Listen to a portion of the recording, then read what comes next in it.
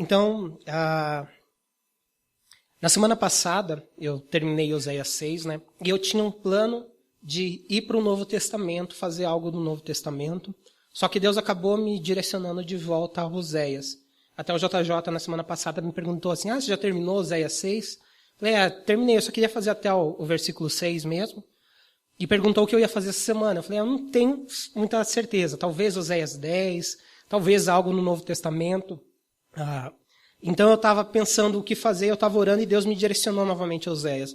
Eu já disse, eu gosto de Oséias, mas uma coisa que eu ouvi de Deus mesmo bem forte é porque o capítulo 14 de Oséias, ele acaba tendo uma temática diferente do resto do livro de Oséias. Os primeiros 13 capítulos, Deus, ele lida bastante, Oséias e Deus, eles lidam bastante com a infidelidade do povo.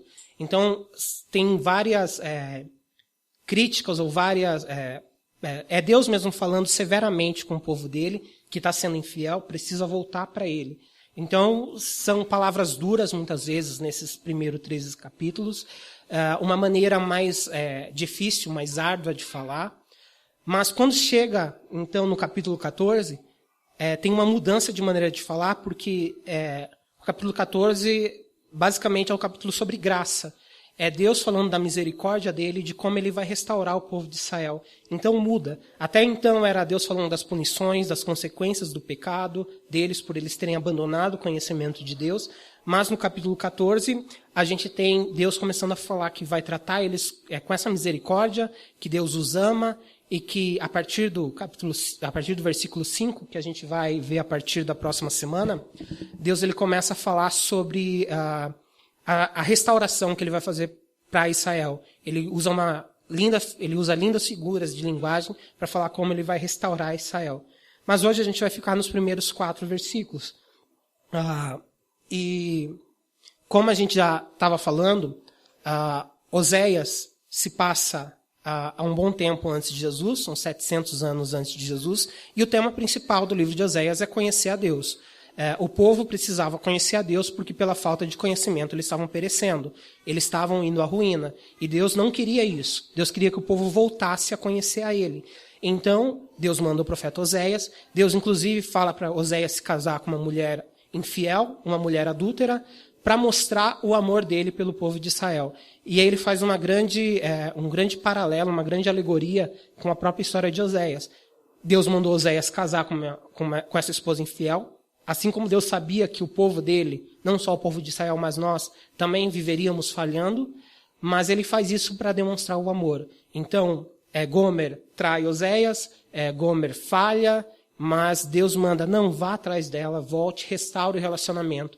E é isso que Jesus fez com nós. Nós somos infiéis para com ele, nós erramos, nós pecamos, nós continuamos ainda, às vezes, de certa forma, traindo ele também, mas ele vem com seu amor e misericórdia e nos perdoa. Então é uma linda história de amor que tem nesse capítulo, né, nesse livro. E no capítulo 14 agora é quando começa a falar sobre essa misericórdia de Deus. Começando no versículo 1 de Oséias 14, diz assim, é uma oração de Oséias que ele diz, volte, ó Israel, para o Senhor, o seu Deus, seus pecados causaram sua queda. Então Oséias novamente faz essa oração de arrependimento para o povo, começa com essa oração de arrependimento, chamando o povo a se arrepender dos pecados. A gente viu que um desses pecados é porque eles viviam longe do Senhor. Eles buscavam outros ídolos, buscavam outros deuses, eles já não estavam procurando conhecer o Senhor, então eles tinham essa inconstância de viverem falhando, de viverem se afastando de Deus. E Deus fala, e Oséias fala para o povo, voltem para o seu Deus. Ele fala, seus pecados causaram sua queda. E isso é um princípio bem básico da vida cristã, né? A gente sabe que a gente está nessa luta contra o pecado e que a gente peca. E o que a gente tem que fazer é pedir perdão para Deus. Mas às vezes a gente acaba fazendo coisas que a gente nem percebe que a gente está fazendo. Muitas vezes a gente está distante de Deus e a gente não percebe isso. A gente começa a se distanciar. As pessoas às vezes pensam que estar distante de Deus é não estar frequentando uma igreja, é não estar fazendo coisas que são os rituais do povo cristão. Mas às vezes a pessoa mesmo numa igreja, ela está longe de Deus. Como a gente falou na semana passada em Isaías, Deus falou para o profeta Isaías que o povo estava perto de lábios, mas longe de coração. que tudo que eles faziam eram ritos, eram obras, eram leis que eles mesmos criaram. Então eles estavam seguindo várias leis, várias regras que o povo mesmo tinha criado. E Deus não queria isso. Deus queria o coração. Deus queria que as pessoas estivessem presentes de verdade, não só de corpo.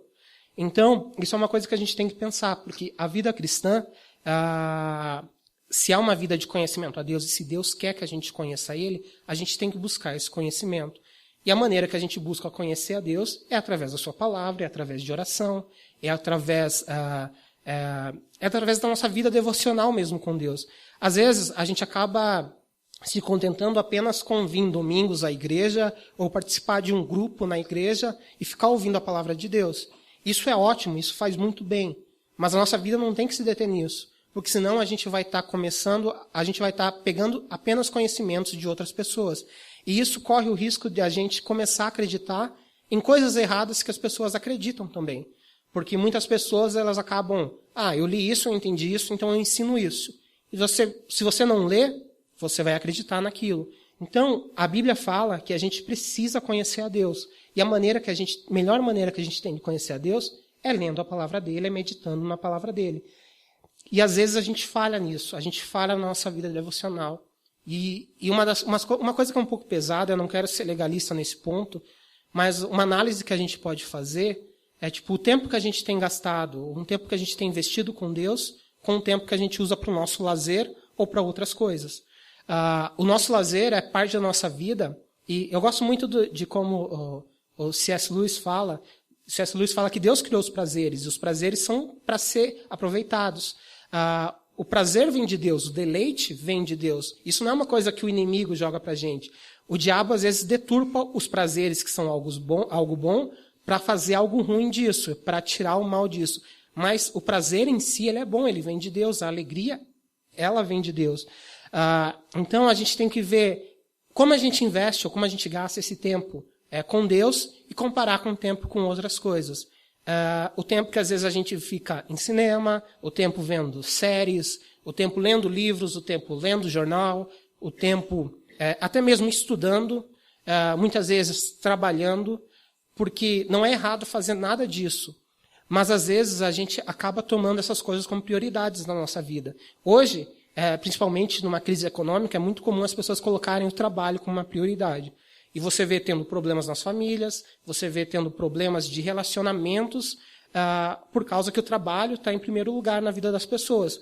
E Deus, ele fala claramente que ele quer ser o primeiro lugar. Aquilo que a gente tem que buscar em primeiro lugar é o reino dele e a justiça dele. Então é uma coisa que a gente tem que fazer um paralelo. Tem que fazer essa análise. Como está sendo o nosso tempo com Deus e o nosso tempo com outras coisas? Se as outras coisas, se são mais tempo, a gente está dando prioridade para as outras coisas. E se alguma dessas outras coisas gasta muito mais tempo do que o nosso tempo lendo a palavra, que o nosso tempo orando, que o nosso tempo meditando até mesmo, ou até mesmo conversando com outros cristãos, tem alguma coisa errada. Como eu disse, eu não quero ser legalista nesse ponto, até mesmo porque muitas coisas a gente pode fazer com Deus também. A gente pode ver a nossa série, ou pode ver um filme, sabendo que Deus está conosco, sabendo que Deus está sempre com a gente. A gente pode fazer o nosso trabalho e a gente pode estar orando em pensamento, a gente pode estar agradecendo ainda assim a Deus nos nossos estudos. A gente tem que parar de achar que, não, agora que eu estudo eu esqueço de Deus, agora que eu trabalho eu esqueço de Deus. O nosso trabalho, a nossa vida cotidiana, o nosso lazer, Deus tem que estar ao nosso lado. Então, ainda que a gente faça no nosso lazer, ainda que a gente esteja vendo aquilo que a gente gosta, convida Deus para estar com você, conversa com Deus também nesse tempo, que vai ser muito mais proveitoso, e que aí a gente começa a ver, e aí a gente começa a perceber o quanto antes a gente gasta muitas horas com outras coisas, e a gente acaba negligenciando o nosso tempo com Deus. E isso também é estar afastado com Deus, e isso também é errado. Então, se a gente está fazendo isso, é uma coisa que a gente precisa pedir perdão e até a ajuda de Deus para nos ajudar a ter esse relacionamento com Ele, para nos ajudar a conhecê-lo melhor, para nos ajudar na nossa vida devocional, para a gente continuar, para a gente poder buscar Ele todos os dias, para que isso não seja um peso, mas que isso seja algo que realmente traga alegria ao nosso coração.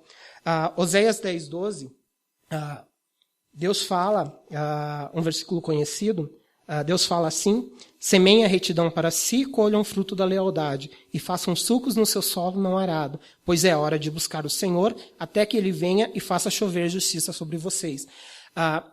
Deus está falando que é hora de buscar o Senhor. E esse momento que ele fala é agora, é todo momento. Sempre que a gente lê isso, vai ser a hora de buscar o Senhor. Buscar a Deus é uma coisa que a gente faz a todo momento. E, mais uma vez, ele promete que se a gente buscar, ele vai vir até nós. E, mais uma vez, em Oséias, ele usa essa chuva para dar essa certeza. Deus está vindo como chuva e vai chover justiça. É interessante até se a gente parar para pensar no tempo que o pessoal do louvor tomou agora no final, para que a gente orasse pelo nosso país e por essa situação. Uma coisa que a gente pede bastante é justiça. Só que às vezes a gente pede para Deus e a gente fica pensando na nossa justiça. A nossa justiça que a Bíblia mesmo diz que é um trapo imundo. É algo totalmente podre, sujo. E o que a gente tem que pedir é a justiça de Deus, é que Deus venha. E se a gente quer essa justiça de Deus, até mesmo no nosso país, como diz aqui em Oséias 10:12, é tempo de buscar o Senhor até que ele venha. E aí sim, ele vai fazer a justiça. Não é a justiça com as nossas próprias mãos, não é da maneira que a gente quer, não é essa justiça, esse trapo imundo, mas a justiça perfeita que vem de Deus. É a justiça inabalável que vem dele. E Oséias continua nessa oração, no verso 2, falando assim: preparem o que vão dizer e voltem para o Senhor. Peçam-lhe, perdoa todos os nossos pecados e por misericórdia recebe-nos, para que te ofereçamos o fruto dos nossos lábios. Oséias, ele mais uma vez, ele está falando sobre, vocês precisam pedir esse perdão, vocês precisam preparar isso que vocês vão falar para o Senhor. Então voltem para Deus, preparem o que vocês vão falar, peçam perdão, porque por misericórdia ele vai nos receber. Então Deus, ele nos recebe graciosamente. Isso é legal lembrar, porque às vezes a gente fica nisso. Não, Deus me recebe porque eu sou cristão, Deus me recebe por aquilo que eu faço. Não, ele nos recebe pela misericórdia dele. Uma misericórdia que não tem fim, é uma misericórdia que é inabalável, junto com a bondade e o amor dele, que são sem limites, que não dá para medir, são imensuráveis. Então ele fala que Deus vai nos receber pela misericórdia dele. Quando a gente pede perdão, Deus vem com a misericórdia dele. E às vezes a gente pensa nos nossos pecados, a gente pensa em coisas que a gente faz, isso nos constrange, e às vezes a gente fica até pensando, mas será se Deus vai me perdoar? E aqui Oséias está falando, não, se a gente se arrepende, Deus vai nos receber por essa misericórdia. E isso me remete muito à oração também de Jeremias, que num tempo bem difícil, num tempo de dificuldade, em Lamentações 3, tem uma linda oração que ele fala sobre as misericórdias de Deus, que ele diz: graças ao grande amor do Senhor é que não somos consumidos, pois as suas misericórdias são inesgotáveis.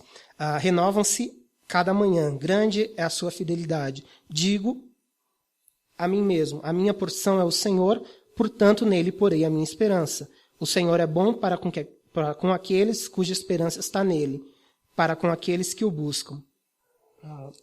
Então, Jeremias estava passando por um momento difícil. Inclusive, o nome desse livro é Lamentações de Jeremias, não porque ele estava feliz, porque ele estava se lamentando, ele estava chorando. E ele faz essa oração para Deus. Por causa das misericórdias do Senhor, por causa do grande amor do Senhor, é que a gente não é consumido. Que as misericórdias de Deus não têm fim, se renovam cada manhã. Então, as misericórdias de Deus, elas sempre se renovam.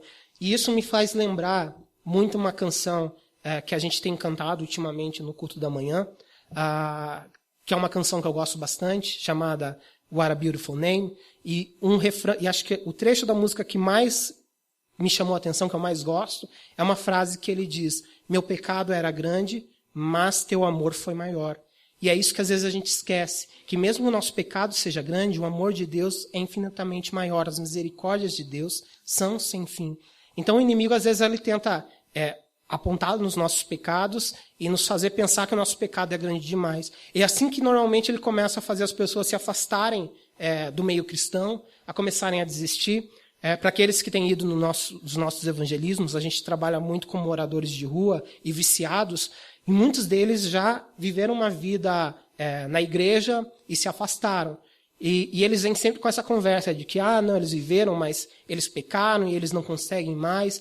É até uma conversa meio que um certo, entre aspas, um certo drama que eles fazem para falar como o pecado deles é grande demais. Mas as misericórdias, o amor de Deus, ele é muito maior. E, inclusive, a canção continua depois disso, dizendo: o que poderá nos separar agora? E é realmente isso. O amor de Jesus, ele é tão maior que os nossos pecados que nada vai poder nos separar. Continuando no verso 2, de Oséias 4, depois que ele diz que Deus vai nos receber misericórdia, aí ele diz que aí sim, o 4:2, 14:2, isso. Aí sim ele diz que para que nós te ofereçamos o fruto dos nossos lábios. Então ele faz uma sequência, a gente pede perdão, Deus vai nos receber por sua misericórdia, e aí nós vamos oferecer o fruto dos nossos lábios. E é interessante, dependendo da versão que você estiver usando da Bíblia, algumas trazem a palavra o sacrifício dos nossos lábios. A Almeida Corrigida Fiel é uma das que traz o sacrifício dos nossos lábios. Essa diferença de fruto e sacrifício não é tipo as pessoas que escolheram, são diferenças nos manuscritos que foram usados como base para a NVI e como base na Corrigida Fiel. Então, alguns manuscritos trazem a palavra sacrifício, alguns manuscritos a palavra fruto. E é interessante se a gente pensar, em vez de fruto, como sacrifício dos nossos lábios, como está na Corrigida Fiel, porque isso faz causa um certo contraste com o que a gente falou na semana passada. Oséias 6:6 diz que Deus deseja misericórdia e não sacrifício, conhecimento de Deus e não holocaustos. Mas aqui eles falam que vão oferecer o sacrifício dos lábios deles. Então eles usam essa mesma palavra, vão oferecer então agora um sacrifício para Deus, mas a gente vê que esse sacrifício é diferente. Que esse sacrifício é diferente daquele sacrifício, aquele ritual que era um animal no qual eles levavam no altar. Na semana passada a gente falou que Deus prefere algumas coisas além de sacrifício, além de misericórdia, que também pode ser traduzida como fidelidade, como bondade, ou como um desejo ardente por algo. Deus também falou lá para Samuel que ele preferia obediência do que sacrifício. Então a gente falou também sobre isso. Mas a Bíblia, ela traz também algumas outras coisas que Deus prefere ao invés de sacrifícios. Uma delas, que é bem conhecida, está no Salmo 50 51, que é o famoso salmo que Davi escreveu após ter premeditado a morte do marido de Batseba, que agora eu confundi o nome. Urias.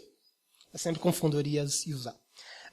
Então, ele diz assim, Oséias 51, 16 ao 17. Não te deleitas em sacrifícios, nem te agradas em holocaustos. Senão, eu os traria. Os sacrifícios que agradam a Deus são um espírito quebrantado. Um coração quebrantado e contrito não desprezarás, ó Deus. Deus fala que ele prefere um coração quebrantado, um coração contrito, do que trazer sacrifício. Isso casa com o que ele diz para Samuel, falando sobre obediência, e também para Samuel falando que ele vê o coração, ele não vê a aparência. Então Deus, ele deseja esse coração quebrantado e contrito. Para ele é muito melhor do que trazer sacrifícios para ele. Em Marcos 12:33, Jesus também fala sobre outras coisas que são melhores que sacrifício. Ele diz que amá-lo de todo o coração e de todo o entendimento e de todas as forças, e amar o próximo como a si mesmo, é mais importante do que todos os sacrifícios e ofertas. Então, melhor do que qualquer sacrifício e oferta é amar a Deus. Isso está incluso no desejo misericórdia que Deus fala para Oséias, mas também ele fala de amar o próximo. Amar o próximo é muito melhor do que sacrifícios. Em Hebreus 13, tem outra coisa que ele diz que é melhor do que sacrifício. Hebreus 13:16 diz assim: não se esqueçam de fazer o bem e de repartir com os outros o que vocês têm, pois de tais sacrifícios Deus se agrada. Então também Deus se agrada. Sempre que a gente ouve algo que Deus se agrada, é algo que a gente tem que pensar, não, é isso que eu tenho que investir. Se Deus gosta disso, eu tenho que fazer isso. Então Deus fala que fazer o bem e repartir aquilo que a gente tem, ser generoso, ou em outras palavras também, fazer justiça, é algo que Deus quer. Fazer o bem é fazer justiça. Então Deus se agrada de justiça. Deus se agrada de quando a gente é generoso e reparte aquilo que a gente tem. Isso é melhor do que trazer sacrifícios a Ele. Mas como eu disse, essa palavra sacrifício de louvor, a gente vê que ela tem uma conotação diferente. Que eles não estão falando de trazer algo físico, algo material. Eles estão falando de trazer outra coisa. E a melhor explicação de sacrifício de louvor está aqui mesmo em Hebreus 13, se a gente voltar alguns versículos em Hebreus 13. Hebreus 13, do 12 ao 10 e o versículo 15, dizem assim, do 10 ao 12, quer dizer. Diz assim, nós temos um altar do qual não temos direito de comer, nós temos um altar do qual não temos direito de comer, os que ministram no tabernáculo.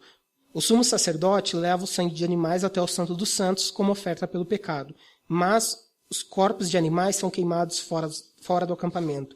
Assim, Jesus também sofreu fora das portas da cidade para santificar o povo por meio de seu próprio sangue. Versículo 15. Por meio de Jesus, portanto, ofereçamos continuamente a Deus um sacrifício de louvor, que é fruto dos lábios que confessam o seu nome. Vocês perceberam que o autor de Hebreus, ele usa exatamente as duas palavras, que são as duas traduções que a gente tem para aquilo. Ele usa tanto sacrifício de louvor como fruto dos lábios. Por quê? Sacrifício de louvor é o fruto dos lábios. Então, ainda que a versão, a NVI tenha fruto dos lábios, ou a Corrigida Fiel tenha o sacrifício dos nossos lábios, esse sacrifício dos nossos lábios é trazer louvor a Deus. E isso é algo que a gente precisa fazer. É interessante que, se a gente parar para pensar que ele acabou de falar que por causa da misericórdia dele ele vai nos receber, o que a gente faz pela misericórdia de Deus? A gente louva a Deus. Se você segue essa linha, a gente pecou, a gente pede perdão para Deus, Deus nos recebe pela misericórdia dele, a nossa resposta ela tem que ser adoração a Deus, tem que ser louvar a Deus. Se a gente lembra de como Deus nos perdoou, a melhor coisa que a gente pode fazer é louvá-lo por isso, é louvá-lo pelo que ele fez. E é interessante, se a gente parar para pensar, a perspectiva pelo qual o livro de Hebreus foi escrito. O escritor de Hebreus escreveu um livro para judeus cristãos. Então, se você lê o livro de Hebreus, você vê muito sobre os rituais judaicos, você vê sobre as tradições judaicas no livro de Hebreus. E então ele usa aí dois temas muito presentes na cultura judaica, que é o altar e o sacrifício que se traz no altar.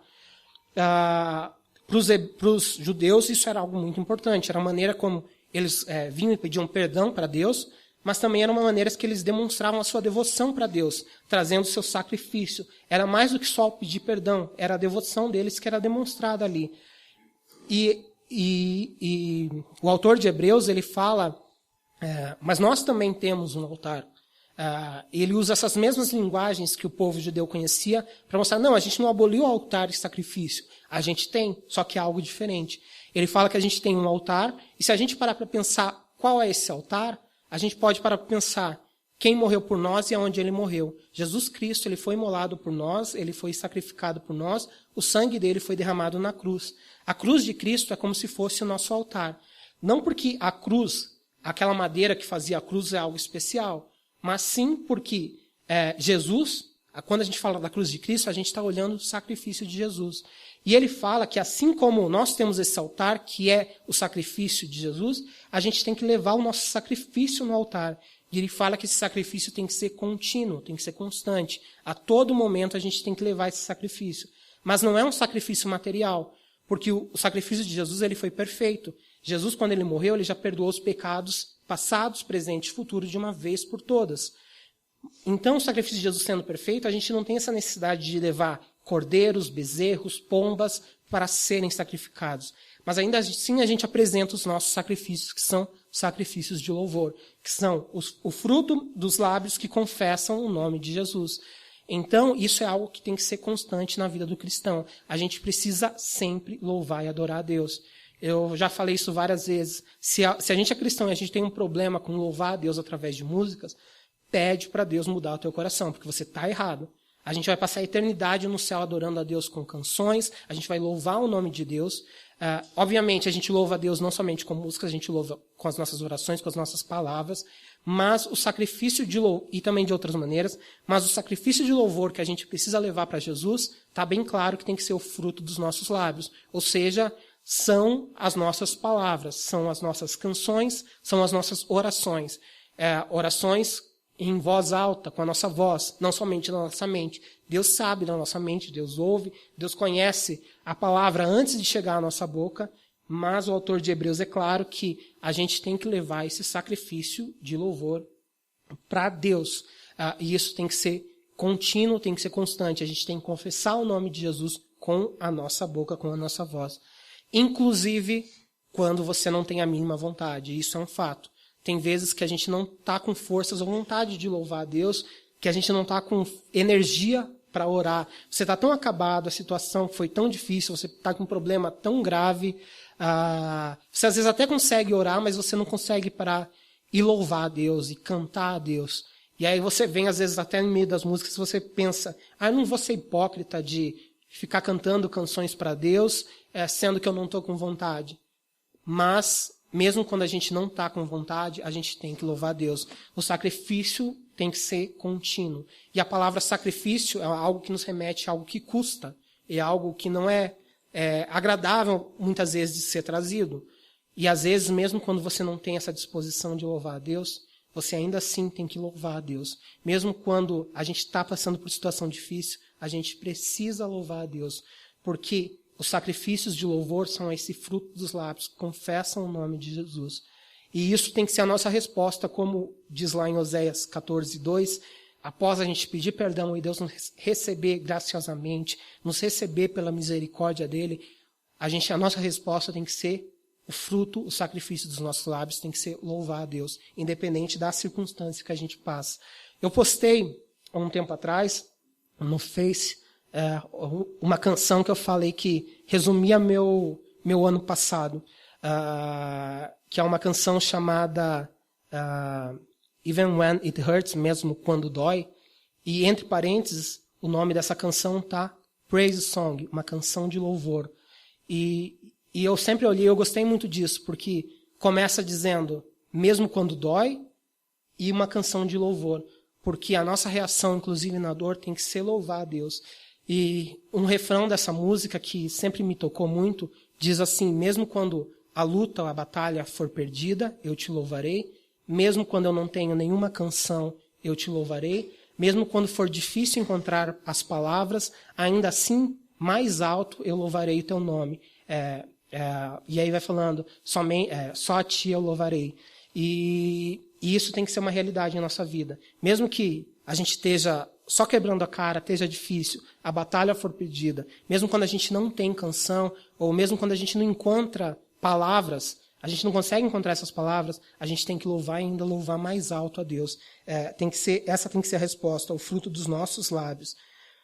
E voltando, como Oséias diz que essa resposta de a gente ser recebido por misericórdia tem que ser esse fruto dos nossos lábios, Oséias diz no versículo 3, em Oséias 14, versículo 3, Oséias diz assim, a Síria não pode nos salvar, não montaremos cavalos de guerra, nunca mais diremos nossos deuses aquilo que as nossas próprias mãos fizeram, porque tu amas o órfão. Ele começa falando da Síria. A Síria não vai ser quem vai nos salvar. A gente vai ver lá em Oséias 7, Deus falando como o povo de Israel sempre recorria à Síria. Oséias 7, versículo 10 a 11. Eu não vou ler, mas vocês podem ver ali no finalzinho, dizendo que Israel, ou Efraim, ora voltava para o Egito, ora voltava para a Síria. Porque a Síria tinha grande exército, era poderosa em batalha. Então, eles recorriam a isso. Em Oséias 5,13 também Deus fala deles estarem sempre recorrendo à Síria. E Deus não gostava disso. O povo precisava confiar nele e não confiar nos exércitos humanos, não na força de cavalos, não em poderes humanos. Davi ele diz algo bem parecido no Salmo 20, no versículo 7. Ele diz, alguns confiam em carros e outros em cavalos, mas nós confiamos no nome do Senhor, o nosso Deus. Ele diz que a nossa força, a nossa confiança, ela não tem que estar em coisas materiais, mas sim em Deus. Não no poder de cavalos, que eram como as armas de guerra daquela época, mas sim em Deus. Então, eles falam, o povo de Israel fala, não, a gente não vai mais recorrer à força da Síria, a gente não vai mais recorrer a isso. Eles pedem um perdão a Deus por causa disso, mas eles falam que vão recorrer a Deus. E é legal se você parar para pensar, o povo de Israel já nessa época provavelmente lembrava muito da passagem do Mar Vermelho. E se a gente lê Êxodo 15, no Êxodo 15, até nas nossas Bíblias provavelmente vai estar o nome Canção de Moisés, tem um cântico que Moisés fez logo após que eles atravessaram o Mar Vermelho por causa da liberdade de Deus.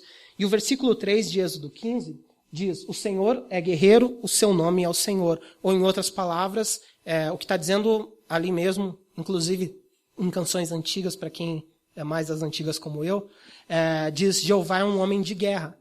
Então, eles sabiam que Deus era um homem de guerra. Então, por que eles vão confiar em pessoas, em estratégias humanas, se eles têm o Senhor? Então, eles falavam, não, a gente não vai mais recorrer a pessoas, a gente não vai mais recorrer a exércitos humanos, a gente vai confiar em Deus. Eu não sei quem aqui assistiu o filme O Príncipe do Egito, mas quando tem a canção tema no finalzinho do filme, o When You Believe, no refrão, na passagem da música, tem um coro de crianças cantando em hebraico. Eles cantam uma canção chamada Shira al Adonai, que é Cantarei ao Senhor. E os trechos que estão nessa canção, eles são retirados aqui de Êxodo 15. Começa dizendo, eu cantarei ao Senhor porque Ele gloriosamente triunfou, e depois ele vai lá mais para o meio dizendo, quem é como tu entre os deuses, quem é como o Senhor, exaltado em santidade, e eles cantam Ashira, Ashira, Ashira, eu cantarei, cantarei, cantarei. E eu olho aquilo, eu penso que não, tá errado, né, porque lá no filme é antes do Mar Vermelho. Tem vários erros no filme, apesar do filme ser bom. Mas as crianças estão cantando tão alegremente, e eu vejo assim mesmo. Eles cantavam alegremente porque eles conheciam o poder de Deus. Eles tinham acabado de ver as pragas no Egito, eles tinham acabado de ver Deus abrir o mar, eles passaram por isso, então eles sabiam o poder de Deus. Então o povo diz aqui que agora eles vão confiar em Deus. E isso é algo que a gente tem que fazer. Às vezes a gente é muito rápido em confiar em pessoas ou confiar nas nossas próprias habilidades, nas nossas próprias experiências. E a gente não pode fazer isso. A gente tem que confiar primeiramente em Deus. Não é errado você pedir conselhos a outras pessoas. Às vezes você pede conselho a um pastor, às vezes você pede conselho a um líder teu, alguém com mais sabedoria que você. Mas em primeiro lugar, a gente precisa confiar no Senhor. Então, antes de pedir conselho para qualquer outra pessoa, até mesmo antes de pedir conselho numa situação a um cônjuge seu, ora e coloca isso diante de Deus. E aí sim você vai para o teu cônjuge, aí sim você vai para o seu líder, você vai para os seus amigos, para o seu grupo de oração. Porque a primeira pessoa que a gente recorre mostra quem é que a gente confia mais.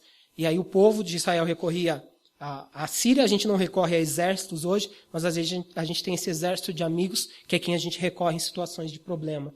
E quem a gente tem que recorrer em primeiro lugar é a Deus. A gente tem que confiar em Deus. Isso faz parte de confiar no Senhor.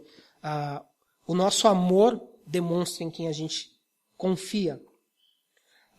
E aí o povo diz ainda no verso 3 que eles não vão mais adorar esses ídolos que eles criaram com as próprias mãos. Às vezes a gente também tem esses ídolos que a gente cria, que não são hoje essas esculturas, mas às vezes são pessoas, às vezes é o nosso trabalho. A gente tem que lembrar, o primeiro lugar no nosso coração tem que ser sempre Deus, o seu reino e a sua justiça. E Deus, ele termina falando, e Oséias termina falando de Deus ser esse pai amoroso, no qual o órfão encontra misericórdia. E a gente tem que lembrar que Deus, ele é amoroso, como a gente já falou, ele tem essas misericórdias sem fim, essas misericórdias que sempre nos recebe. E por causa desse amor, é que ele termina no versículo 4 de Oséias 14, falando que, numa linda declaração de amor mesmo para Israel, dizendo, eu curarei a infidelidade deles e os amarei de todo o meu coração, pois a minha ira se desviou deles. Então, por causa desse amor de Deus, agora é Deus falando, Deus ele vai curar essa infidelidade. E essa palavra infidelidade, a palavra meshivá, no hebraico, ela significa um retrocesso, que era exatamente o que o povo de Israel fazia. Às vezes eles iam para Deus e retrocediam, voltavam para trás. Outro significado dela é a palavra se desviar, ou até mesmo apostatar, ou seja, abandonar Deus. E Deus trata isso, esse fato de estar constantemente deixando ele como uma doença. E ele fala que vai curar. Isso é maravilhoso, porque se Deus vai curar, é de uma vez por todas. E Deus fala isso para nós. Se a gente está lidando, a gente tem esse problema nosso, essa inconsistência na nossa fé, é Deus quem cura. E se a gente se apresenta e pede perdão para ele vem e cura isso. Ele não somente nos perdoa, mas ele traz a cura. Isso mostra o amor dele. E ele diz ainda que ele vai nos amar, que ele vai os amar de todo o coração. Ele nos cura e nos ama de todo o coração. Imagina o que é isso. Deus, ele é amor. E Deus, ele falando, eu te amo já é uma coisa, mas Deus falando, eu te amo de todo o meu coração. É Deus mostrando o grande amor deles. E ele fala que por causa disso, a ira dele vai se desviar de nós. E a gente sabe que pela Bíblia, a gente é chamado de filhos da ira. A gente é merecedor da ira divina. Mas por causa de Jesus, quando a gente crê em Jesus Cristo, ele se torna o nosso Senhor, Deus, ele desvia essa ira de nós. Deus desvia a ira. O Salmo 86:5, para terminar, fala um pouco sobre o porquê disso, sobre o amor, sobre a bondade de Deus. Salmo 86:5 diz assim: Tu és bondoso e perdoador, Senhor, rico em graça para com todos os que o invocam. E aqui termina mais uma vez nesse segredo. A gente precisa invocar, a gente precisa buscar o Senhor. A gente precisa se arrepender e voltar a conhecer a Ele. Porque Deus, ele é perdoador, ele é amoroso e ele é misericordioso e ele vai nos perdoar. Deus, ele vai nos perdoar, Deus, ele vai nos curar e ele vai nos amar com todo o coração. Isso nada mais é do que graça, simplesmente graça. Deus, ele é tão misericordioso, ele é tão amoroso, que ele nos deu essa graça, que é esse favor imerecido. Ele não só nos perdoa, que já seria o bastante ser perdoado, mas ele nos cura e nos ama. E é aqui que eu quero parar. Semana que vem a gente vai ver do versículo 5 em diante, e nesse versículo Deus fala, além desse amor e dessa cura, ele fala como ele vai restaurar o povo de Israel. Tudo que ele vai fazer, todas as boas ações que ele vai fazer. Então, agora a gente vai ter mais um momento de louvor, e a gente tem a ceia lá atrás, no qual a gente pensa sobre o sacrifício de Jesus, mas vamos ter em mente desse grande amor dele, das misericórdias dele, enquanto a gente toma a ceia, enquanto a gente louva ele. Como a gente viu aqui, a nossa resposta pelo perdão de Deus tem que ser sacrifícios contínuos de louvor. Então, ainda que você não esteja disposto, usa e derrama teu coração diante de Deus e louva ele agora. Louva ele junto com a equipe de louvor, junto com todos nós. Vamos dar o nosso melhor louvor para Deus, porque ele é misericordioso, ele é amoroso e ele merece.